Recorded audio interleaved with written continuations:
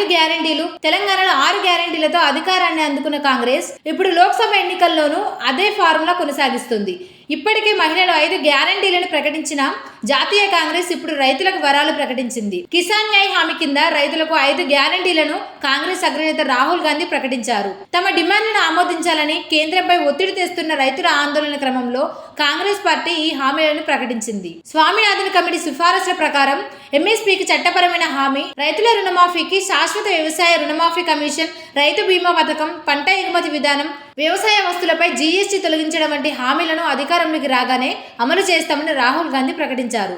రైతుల ఆసక్తిని దృష్టిలో ఉంచుకుని కొత్త దిగుమతి ఎగుమతి విధానాన్ని రూపొందించడం వంటివి ఉన్నాయి.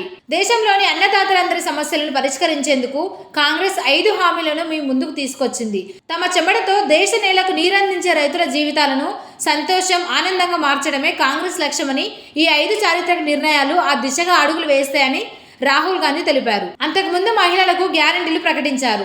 పేద కుటుంబాల్లోని మహిళలకు ఏటా ₹1,00,000 నగదు బదిలీ చేస్తామని హామీ ఇచ్చింది. అలాగే కేంద్ర ప్రభుత్వ ఉద్యోగ నియామకాల్లో మహిళలకు 50% కోటా అమలు చేస్తామని తెలిపింది.